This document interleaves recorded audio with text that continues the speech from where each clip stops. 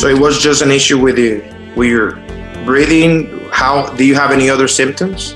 I did. So the difficulty breathing started March 16th. It went on and off, on and off. March 17th, I called 311, which is like an information hotline in New York, and I told them my symptoms. They got me in contact with the department.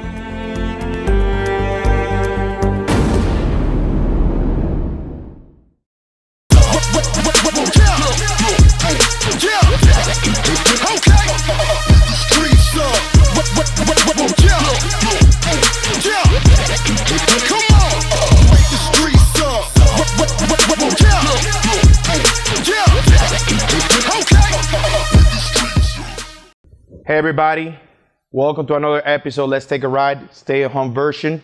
Today I have a guest, somebody who actually was a victim of the coronavirus. She's a survivor, and today she's gonna be sharing her story and this nightmare that she lived. My guest, Nirsy. Hi Nirsy, how you doing? Hello, how are you? I'm good, thank you for asking.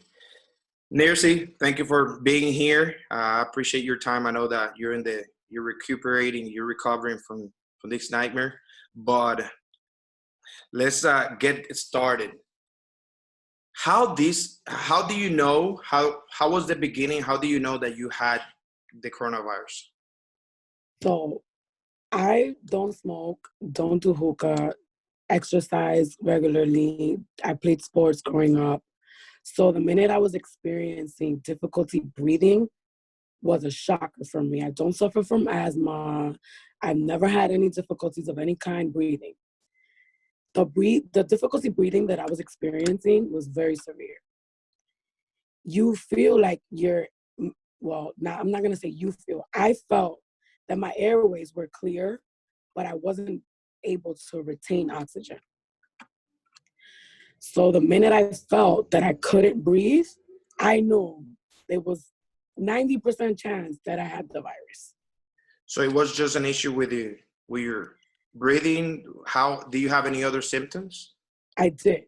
So the difficulty breathing started March 16th. It went on and off, on and off. March 17th, I called 311, which is like an information hotline in New York, and I told them my symptoms. They got me in contact with the Department of Health. The Department of Health were able to make me an appointment for the next day to get tested. I got tested. I came out positive. Well, it took about 4 days for me to get my results back. I started experiencing more symptoms. I had the dry cough, the headache that took over my whole head, impaired my vision, impaired my eyes. Like my eyes hurt. Apart from my vision being impaired, my eyeballs hurt. I had chest pains, stomach pains, fever, body aches, diarrhea.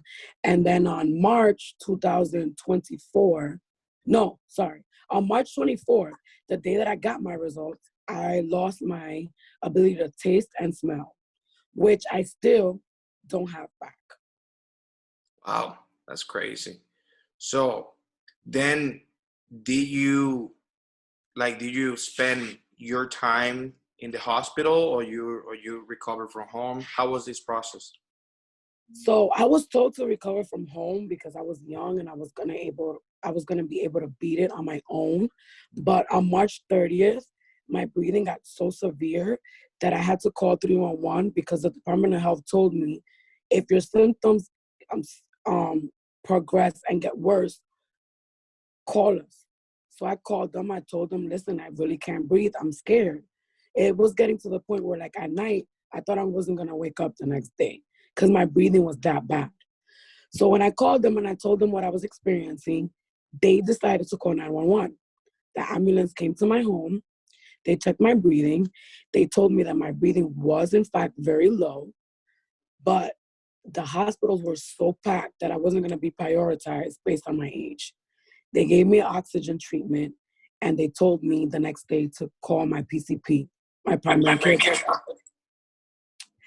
The next day, I told my primary care doctor what had happened, and she prescribed me with a nebulizer and a butyral, a liquid for the machine.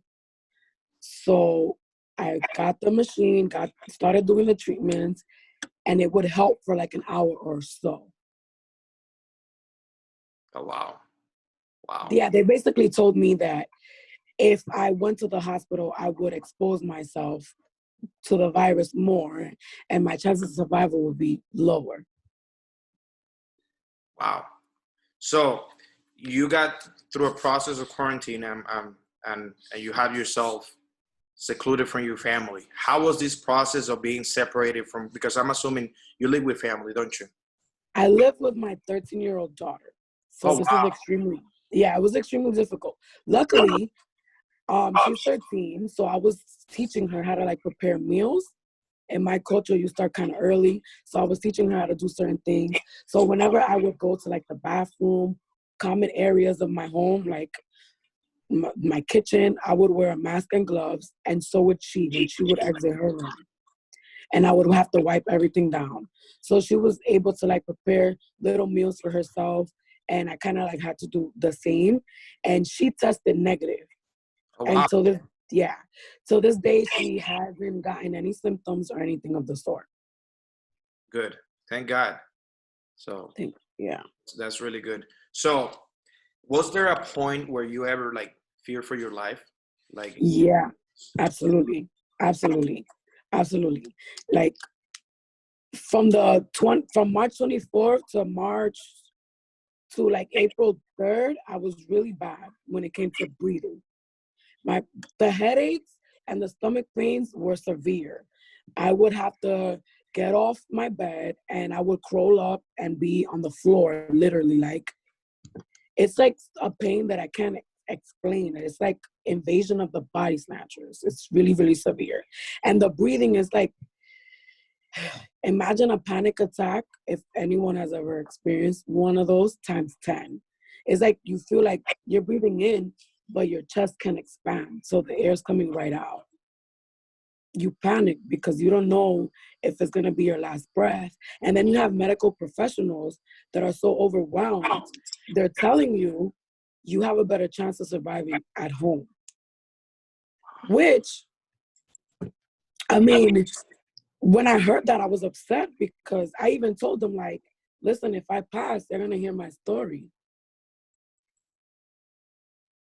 And all they could tell me, because they're so overwhelmed and they're doing their job, they know the system more than I do. All they could tell me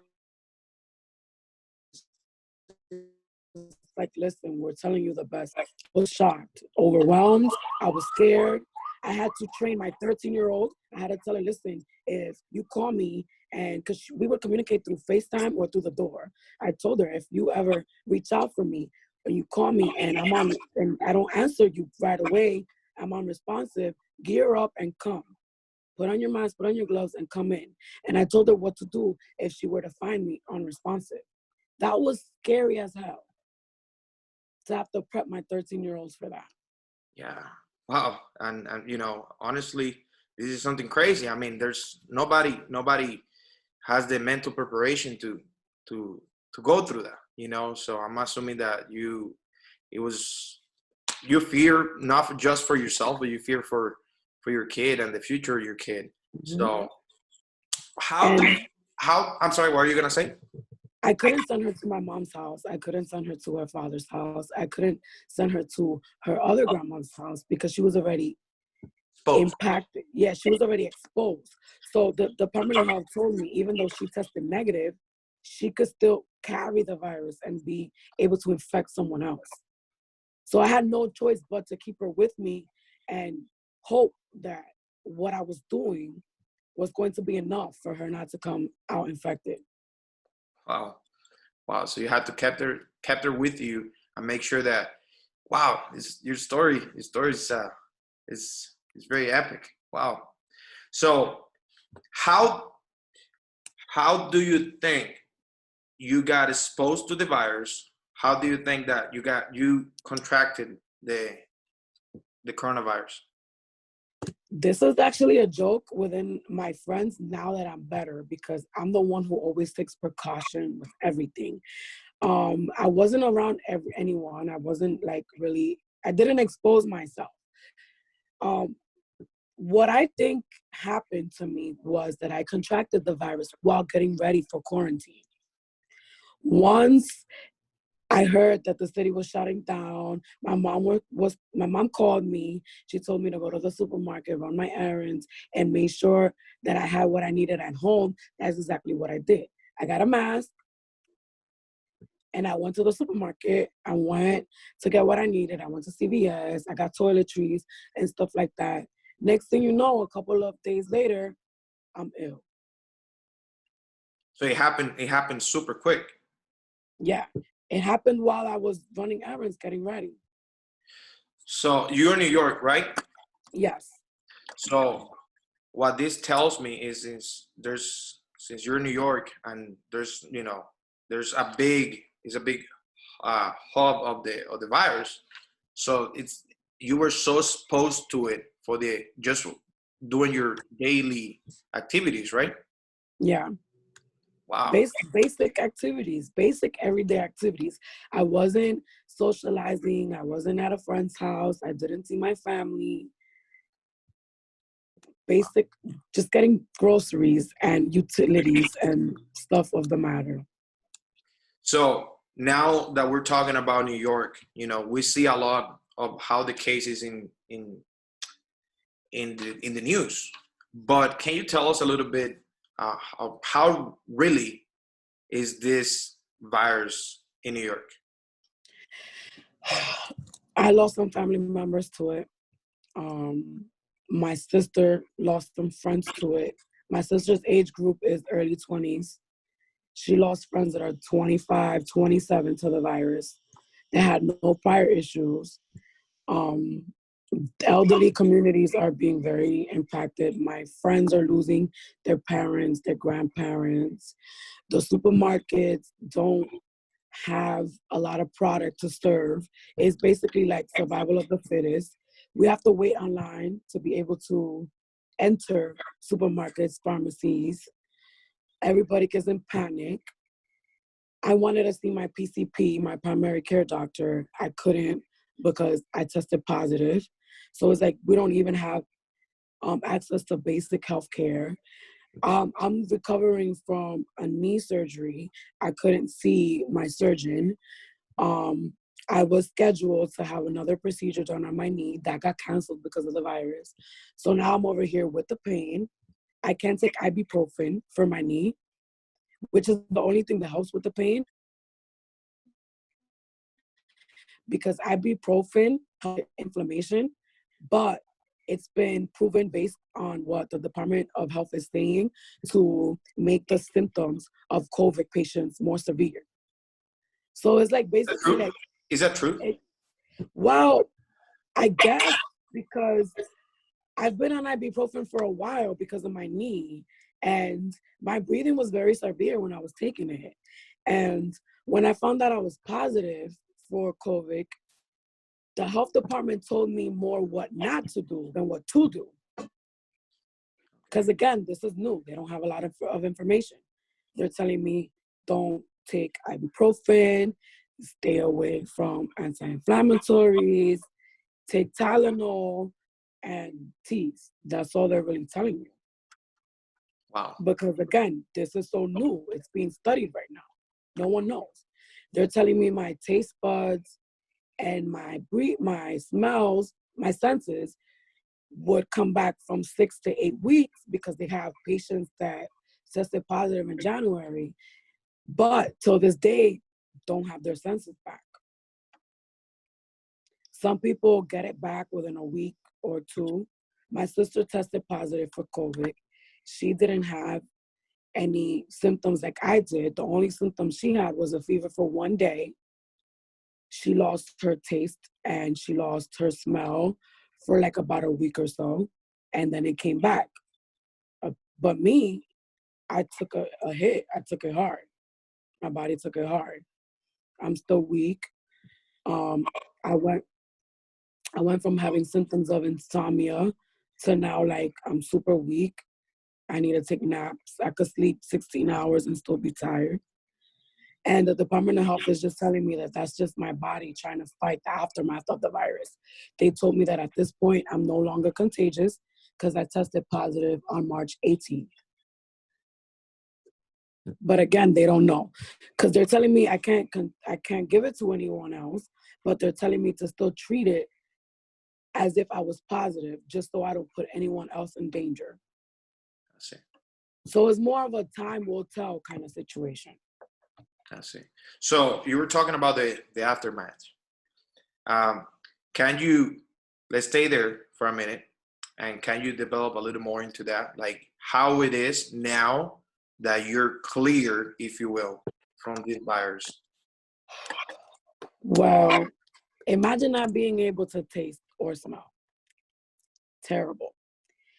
Tasting and mostly smelling is it's a part of survival. You could smell fire, you could smell gas, you could smell certain things. I can't smell absolutely anything. However, I am grateful because the pain is gone. I don't feel any pain at all. So it's kind of like difficult because sometimes I could feel like myself, but then I'll get a little headache over here. I'll feel like a little head cold. I'll be super weak. Can't taste or smell. And then it's like every time the health department calls me, because they're calling me every Monday and Friday to see how I'm doing. But there's nothing they can tell me. So it's mostly me giving them information. They're just like, can you taste or smell? I'm like, no. And they're just like, okay, well, keep doing what you're doing, keep resting, I'm frustrated because it's just like, I'm doing what I'm supposed to do, and I'm still not getting any results. Basically, like, there's no information, there's no medicine I can take.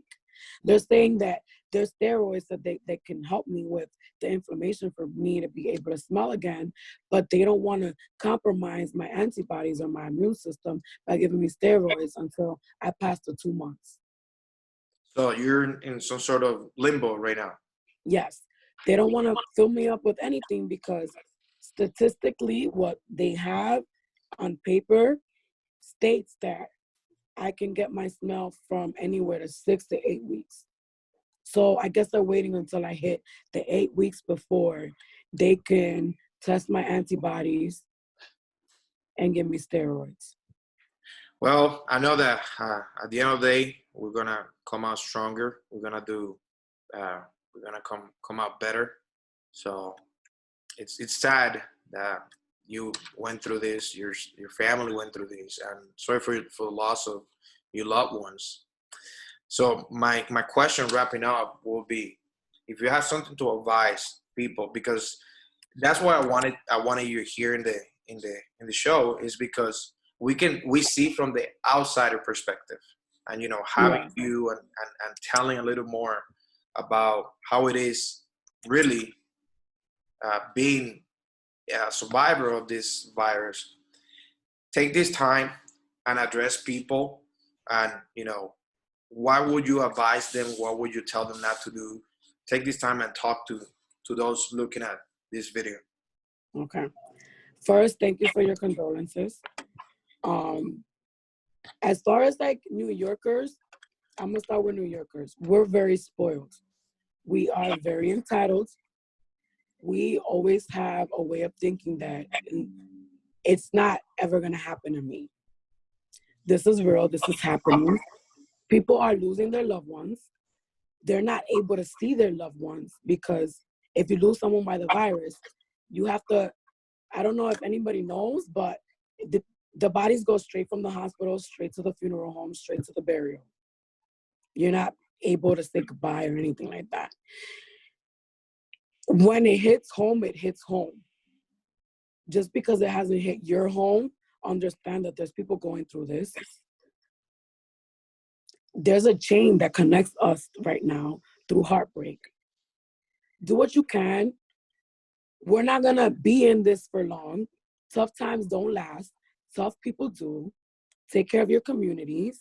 Take care of your families so we can beat this and go back to some type of norm. It's not going to be what we were before because we're going to come out stronger and more knowledgeable. So just hang in there. Please do what you can do for your families and yourself. And just remember, tough times don't last. Tough people do. Amen. Amen. Well, Nirsy, thank you very much for sharing your story with us. Anytime. I really admire you and thank you again very much for taking your time. I appreciate you. And Of course. yeah, and thank you very much. Of course. Thank you for having me. Hey everybody, thank you for watching. If you like this video, just make sure you subscribe. And there's more cool videos over here if you want to keep watching.